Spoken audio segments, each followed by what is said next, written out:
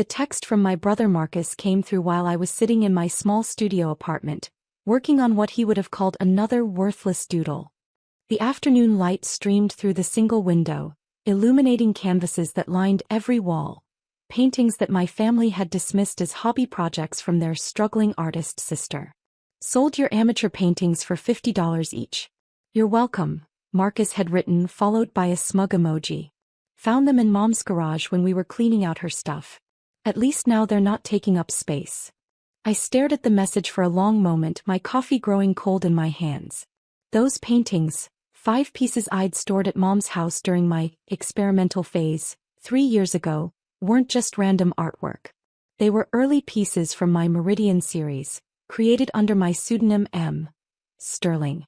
Each canvas represented months of work, layers of meaning, and techniques that had taken me years to perfect. Thank you for letting me know, I replied, keeping my response neutral. His response came immediately. Aren't you mad? I thought you'd be upset about me getting rid of your stuff without asking. I wasn't mad. I was fascinated. Because those amateur paintings were worth approximately $12 million each on the current art market. And the buyers? Well, the buyers were actually my own art dealers, working under strict instructions to acquire any M. Sterling pieces that appeared on the secondary market. My phone rang. It was Marcus, probably expecting me to break down crying about my lost artwork. Hey Sophie, he said, his voice carrying that particular tone of forced sympathy he used when he thought he was delivering bad news. Look, I know you're probably upset about the paintings, but honestly $50 each was pretty good for amateur work. The guy at the estate sale said most people were offering $20. Estate sale? I asked, genuinely curious about how this had unfolded. Yeah, you know how Mom had all that junk in her garage. Dad and I decided to just clear everything out and sell it. There were boxes of your old art supplies, some canvases, and those 5 paintings you left there. I figured they were just taking up space and Dad needed the money from the sale anyway. Dad needed the money. That was rich.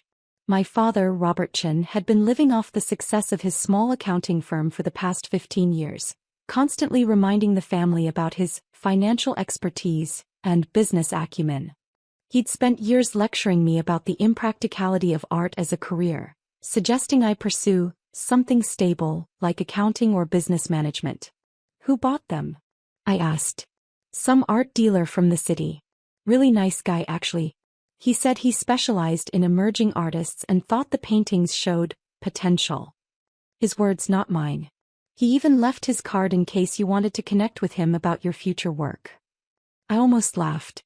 The art dealer was undoubtedly Harrison Mitchell from Mitchell & Associates, one of the most prestigious galleries in the country. Harrison had been representing my work under the M. Sterling pseudonym for the past 4 years, helping me build a reputation in the contemporary art world while I maintain my cover as the family's struggling artist. That was thoughtful of him, I said. Yeah, and Sophie? Don't take this the wrong way, but maybe this is a sign that you should consider a more practical career path.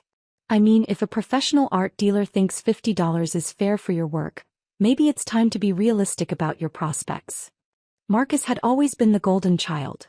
The successful one with the MBA, the management position at a mid-level marketing firm, the suburban house with the 2-car garage. He'd married his college girlfriend, Jessica, and they'd produced 2 perfectly average children who attended private school and played soccer on weekends. He'd also been slowly going broke for the past 18 months, though he'd never admit it to the family. His marketing firm had lost 3 major clients, his mortgage was underwater, and Jessica's spending habits had pushed their credit card debt well into 6 figures. But Marcus maintained the facade of success just like the rest of my family. I appreciate the advice, I said, meaning it more than he could possibly understand. Also, Dad wanted me to ask if you needed money for rent this month. I know things have been tight for you and we don't want you to end up homeless or anything. The concern in his voice was genuine, which made it both touching and infuriating. They saw my small apartment, my second-hand furniture, my modest lifestyle, and assumed I was barely surviving. They had no idea that the struggling artist persona was carefully maintained to protect something much larger. I should be okay, I said. But thank you for thinking of me. After ending the call, I walked to my computer and pulled up the secure portal that connected me to my real life, the one my family knew nothing about. Sterling's latest exhibition at the Whitmore Gallery had sold out within 3 hours of opening, with individual pieces selling for between $8 and $15 million. The art world had been buzzing about the mysterious artist who refused all interviews and public appearances, creating a mystique that only drove prices higher. My phone buzzed with a text from Harrison. Acquired 5 early Meridian pieces at estate sale. Family had no idea of value. All 5 now secured in climate-controlled storage. Shall we discuss authentication and potential exhibition inclusion? I smiled and typed back. Family thinks they sold them for $50 each to help with garage sale. Let's keep it that way for now. Harrison's response was immediate. Understood. Your secret is safe. These pieces could anchor the retrospective we discussed. The retrospective. Harrison had been pushing me to consider a major solo exhibition that would cement Sterling's place in contemporary art history. We were talking about a career-defining show that could push individual piece values above $20 million. But a retrospective would require more public attention, more scrutiny, and potentially more risk of my identity being discovered. My family's ignorance had become my greatest protection. They dismissed my work so completely that they never bothered to research contemporary art trends, never noticed that Sterling's pieces bore striking similarities to the amateur doodles I created in my spare time, never connected the dots between my artistic techniques and the work that was revolutionizing galleries across the country. The next day I decided to visit Dad. He lived in the same suburban house where I'd grown up, surrounded by the relics of middle-class achievement, family photos documenting graduations and promotions, awards from local business organizations, furniture that had been expensive 20 years ago but now looked dated and worn. Sophie, Dad said, opening the door with the forced enthusiasm he reserved for visits from his troubled youngest daughter. Marcus said he talked to you about the garage sale. I hope you're not upset about the paintings. Not at all, I said, settling into the same couch where I'd once announced my intention to study art in college, a declaration that had prompted a 2-hour lecture about financial responsibility and career prospects. Good. Marcus was worried you might be hurt that we didn't ask first, but honestly, Sophie, those paintings were just taking up space. And $50 each was more than I expected, given. He trailed off, probably realizing that finishing the sentence would require him to articulate exactly what he thought of my artistic abilities. Given that they were amateur work? I supplied helpfully. Dad had the grace to look slightly embarrassed. Well, I just meant that the art market is incredibly competitive. Even talented artists struggle to make a living. I've always worried about your financial stability. I understand, I said. And I appreciate that you and Marcus were looking out for me. Actually, that's something I wanted to discuss with you. This garage sale made me realize how precarious your situation might be. Marcus and I have been talking and we think it might be time for you to consider a career change. Here it came. The intervention I'd been expecting for years. I've spoken to some clients who run businesses in the area.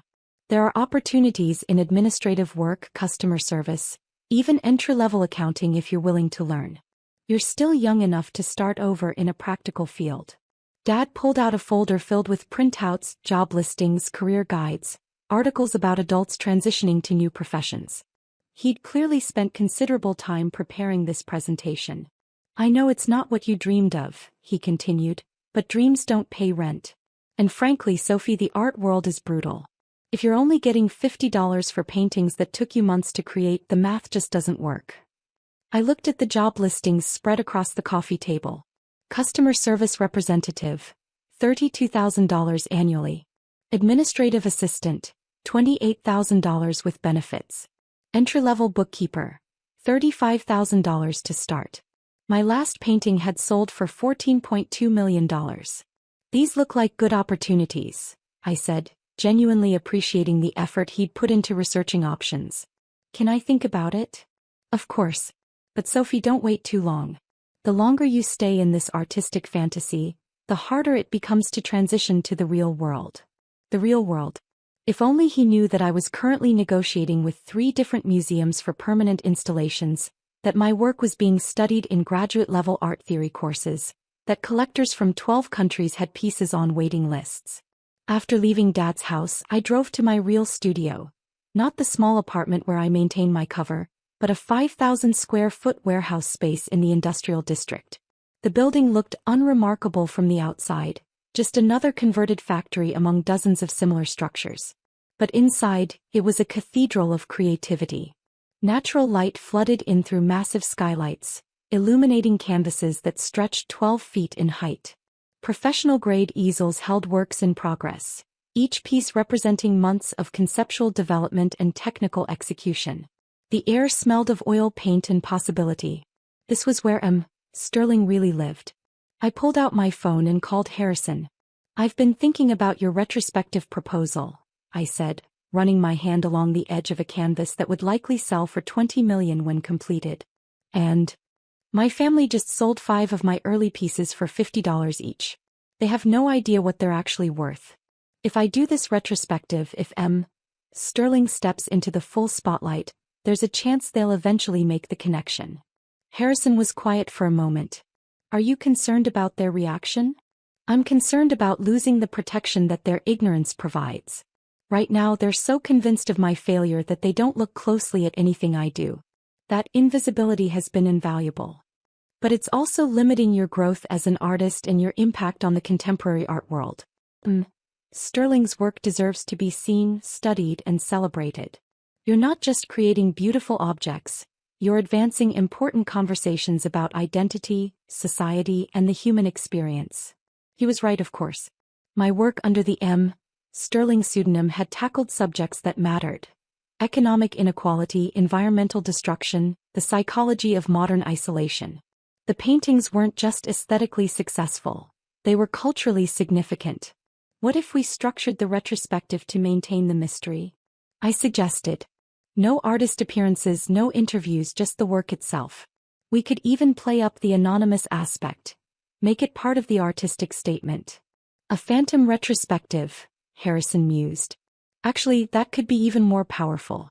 The absence of the artist becomes part of the commentary on celebrity culture and artistic commodification." We talked for another hour, developing a concept that would allow Sterling to have the career-defining exhibition while keeping Sophie Chin safely invisible. It was a delicate balance, but one that could work if executed carefully. That evening Marcus called again. "Hey Sophie, I've been thinking about our conversation yesterday. Jessica and I talked, and we want you to know that if you need help transitioning to a new career, we're here for you. We could even help with a loan for professional training or certification programs." The offer was genuinely kind, which made it simultaneously heartwarming and heartbreaking. Marcus was offering to go further into debt to help his struggling sister, not knowing that his financial situation was far more precarious than mine. "That's incredibly generous," I said. "But Marcus, are you sure you're in a position to help right now? I know things have been challenging with the marketing firm." There was a long pause. "What do you mean?" "I just meant that the economy has been tough on everyone. I wouldn't want you to overextend yourself trying to help me." "Sophie, I'm doing fine. The business is solid, Jessica and I are comfortable, and we can afford to help family when needed. That's what successful people do. We look out for those who are struggling." His defensiveness told me everything I needed to know about how close to the edge he really was. Marcus had built his identity around being the successful sibling, the one who'd made smart choices and achieved financial stability. Admitting to problems would require dismantling that entire self-concept. "I appreciate that," I said. "But I think I'm going to be okay." "Sophie, listen to me. I know you don't want to give up on your dreams, but at some point you have to face reality. You're 32 years old, you're living in a tiny apartment, you're barely making ends meet, and now you've lost 5 paintings that represented months of work. This pattern can't continue indefinitely." 32 years old. In the art world, I was practically a prodigy. Most artists didn't achieve significant commercial success until their 40s or 50s, if ever. Sterling had broken into the highest levels of the market by age 30, a feat that art critics called unprecedented and revolutionary. "You're right that patterns can't continue indefinitely," I said. 3 weeks later, the Whitmore Gallery announced the upcoming Sterling retrospective, Invisible Truths, 5 Years of Vision. The art world went into a frenzy. Collectors, critics, and museums began jockeying for access to the exhibition and the rare opportunity to acquire pieces from the mysterious artist's complete catalog. The announcement made international news. Art publications ran features speculating about M. Sterling's identity, their influences, their future plans. The mystique around the anonymous artist had reached fever pitch, with some critics comparing the cultural phenomenon to Banksy's anonymous street art movement. My family remained completely oblivious. Dad called the day after the announcement to update me on potential job opportunities. Marcus texted about a customer service position at his friend's company. Jessica sent me links to online certification programs for administrative professionals. They were so focused on fixing my failed life that they never looked beyond their assumptions to see what was actually happening around them. The retrospective opened on a Thursday evening in October. I stood across the street from the Whitmore Gallery, wearing jeans and a simple sweater, watching as art collectors, museum directors, and cultural influencers arrived in expensive cars and designer outfits. These were people who could afford to spend millions on a single painting, gathering to celebrate work that I'd created in my warehouse studio while my family worried about my ability to pay rent. Harrison had texted me throughout the day with updates. Opening night sold 3 pieces within first hour. Museum acquisition offers coming in for major works. Critics calling it the most important contemporary exhibition in a decade. My phone rang. It was Marcus. "Sophie, where are you? I tried calling earlier." "Just out running errands," I said, which was technically true. I was running the errand of watching my career-defining exhibition open to unprecedented acclaim. "Good. Listen, I have some news that might cheer you up. Remember that art dealer who bought your paintings at the garage sale? He called Dad today." My heart skipped. "Really?" "Yeah, apparently he's been doing some research and he thinks your work might have more potential than he initially realized. He wants to meet with you about representing some of your newer pieces." Harrison was playing his role perfectly. We discussed this approach. A gradual introduction that would allow me to start sharing more of my success with my family without revealing the full extent of the M. Sterling empire. "He mentioned that the contemporary art market is really hot right now," Marcus continued, "and that artists with your particular style are finding new audiences. He thinks you could maybe sell pieces for a few $100s each if you develop the right relationships." A few $100s. The painting that had just sold at the opening was purchased by the Getty Museum for $18.7 million. "That sounds promising," I said. "It is. Sophie, this could be the break you've been waiting for. If you could make even $500 per painting and do maybe 1 painting per month, that's $6,000 a year in extra income. Combined with a regular job, you could actually achieve some financial stability. $6,000 a year. Sterling's work had generated over $200 million in sales during the past 4 years. "I'll definitely follow up with him," I said. "You should. And Sophie? I'm proud of you for being open to new possibilities. I know it's hard to let go of big dreams, but sometimes scaling back our expectations is the first step toward real success." After ending the call, I walked into the gallery. The space was packed with people examining my work, discussing the technical mastery, the conceptual depth, the cultural significance. I moved through the crowd anonymously, listening to conversations about the mysterious M. Sterling and their revolutionary impact on contemporary art. "The brushwork in this piece is extraordinary," a woman was saying to her companion as they stood before one of my recent paintings. "Whoever M. Sterling is, they're working at a level that most artists never reach." "I heard the Tate Modern is negotiating for 3 pieces, another person mentioned.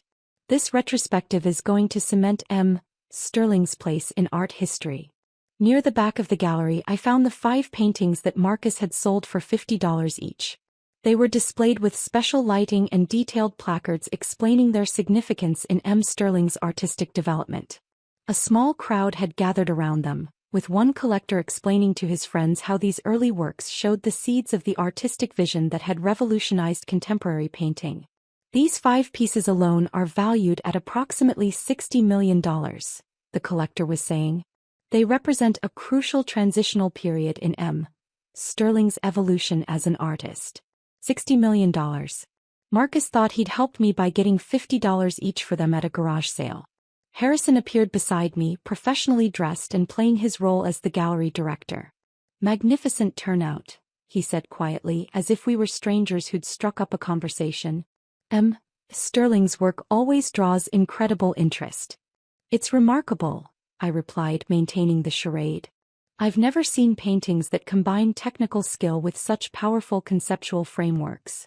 The artist's anonymity adds another layer of meaning, don't you think? In a culture obsessed with celebrity, Sterling forces us to focus purely on the work itself.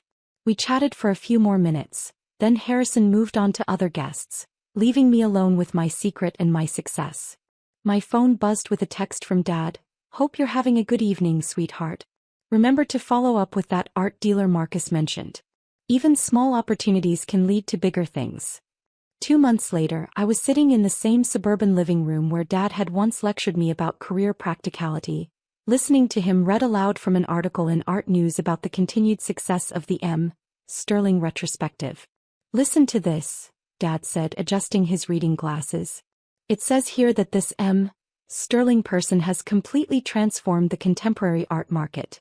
Individual paintings are selling for over $20 million. Can you imagine?" "It's incredible," I agreed. "The article says Sterling is probably the most successful anonymous artist in history. No one knows who they are, but their work is hanging in major museums around the world." Marcus nodded from his spot on the couch. "It makes you think about the art world differently.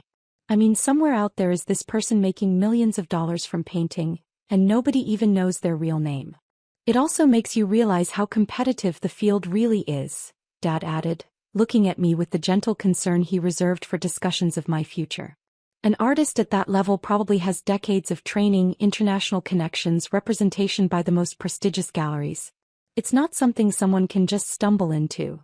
He was trying to be kind, to manage my expectations without crushing my dreams entirely. Dad genuinely believed he was protecting me from disappointment by helping me understand the realities of the art world. "Sophie," Marcus said, "did you ever follow up with that dealer who bought your paintings? He seemed really interested in working with you." "I did," I said. "We've had some good conversations about possibilities." "That's great. Even if you never reach Sterling's level, there's still value in pursuing art as a side income while building a stable career foundation." "Actually," I said, "I have some news about that." Both Dad and Marcus looked at me expectantly.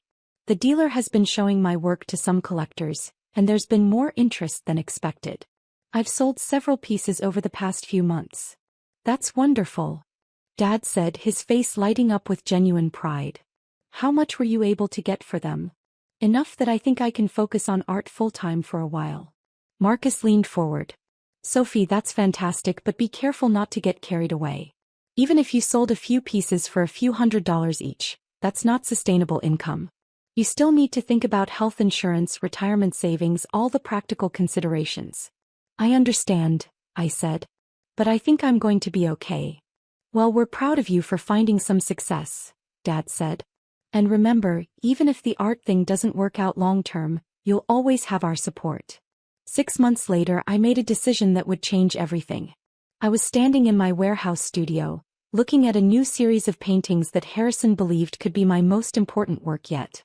The pieces explored themes of identity, family, and the masks we wear to protect ourselves from those who claim to love us. They were deeply personal, informed by years of hiding my success from the people who mattered most to me. I picked up my phone and called Harrison. "I want to do something different for these new pieces," I said. "What did you have in mind?" "I want to sign them with my real name. Sophie Chen." There was a long pause. "Are you sure? That would essentially reveal Sterling's identity to anyone who's been paying attention to your family situation." "I think it's time," I said. "My family loves me, but they've never really seen me. Maybe it's time to give them the chance. This could change everything. Your privacy, your family relationships, your entire life structure." "I know," I said. "But I'm tired of being invisible to the people who matter most." The new exhibition opened 3 months later at the Museum of Contemporary Art. The announcement that Sterling and Sophie Chen were the same person sent shockwaves through the art world and made international headlines. The mysterious artist who had revolutionized contemporary painting was revealed to be a young woman whose family had been selling her work at garage sales. The story became a cultural phenomenon. Articles about hidden genius, family dynamics, and the nature of artistic recognition. My phone rang constantly with interview requests from major media outlets. But the call I was waiting for came on a Tuesday afternoon. Sophie. It was Marcus, his voice confused and hesitant. I just saw the news. Is this real? It's real, I said. But how? When? I don't understand. Those paintings I sold for $50 were worth about $12 million each. The buyers were my art dealers, working under instructions to acquire any of my pieces that appeared on the secondary market. The silence stretched for nearly a minute. Sophie, I need to see you. We all need to see you. Can you come over to Dad's house? An hour later, I was sitting in that same suburban living room, but everything felt different. Dad and Marcus looked at me like they were seeing a stranger, which in many ways they were. I don't know how to process this, Dad said finally. All these years we thought you were struggling, that you needed our help and guidance. But you were one of the most successful artists in the world. I was protecting something I'd built, I said. Your assumptions about my failure became my camouflage. Marcus was staring at his hands. I sold $60 million worth of art for $250 total. The art dealers were acting on my instructions, I said gently. I wanted to make sure those pieces were recovered safely. But why didn't you tell us? Dad asked. Why let us worry about you, offer you money we couldn't afford, try to convince you to give up on your dreams? Because you never asked what I was actually doing. You saw what you expected to see, the struggling youngest child who needed guidance and protection. We were trying to help, Marcus said, his voice small. I know. And your intentions came from love. But your help was based on assumptions, not reality. We talked for hours that day, unraveling years of misunderstanding and rebuilding our relationships on a foundation of truth. It was painful and healing and necessary. Dad looked at me with a mixture of pride and regret. I spent so many years trying to protect you from disappointment in the art world. I never imagined you'd already conquered it. You were protecting the daughter you thought you knew, I said. Now you have the chance to know the daughter who actually exists. Marcus was scrolling through articles about my success on his phone. It says here that your work is in the permanent collections of 12 major museums. That you've revolutionized contemporary painting. That critics compare you to the most important artists of the century. That's all true, I said. And we missed it completely. You missed it because you weren't looking for it. You were so convinced I was failing that you never considered I might be succeeding. 6 months later, my family attended the opening of my latest exhibition. This time as proud relatives rather than concerned interventionists. Dad wore a suit he'd bought specifically for the occasion, and Marcus had spent weeks reading art magazines to prepare for conversations with collectors and critics. As we stood together in the gallery, surrounded by paintings that had been created in secret and revealed in truth, Dad put his arm around my shoulders. I'm sorry it took us so long to really see you, he said. You're seeing me now, I replied. That's what matters. Marcus was explaining to a journalist how proud he was of his sister's success, carefully avoiding any mention of the garage sale incident that had become art world legend.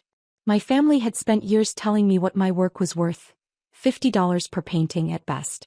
They'd never bothered to discover what I'd actually built. Now they knew the difference between assumptions and reality. And so did I.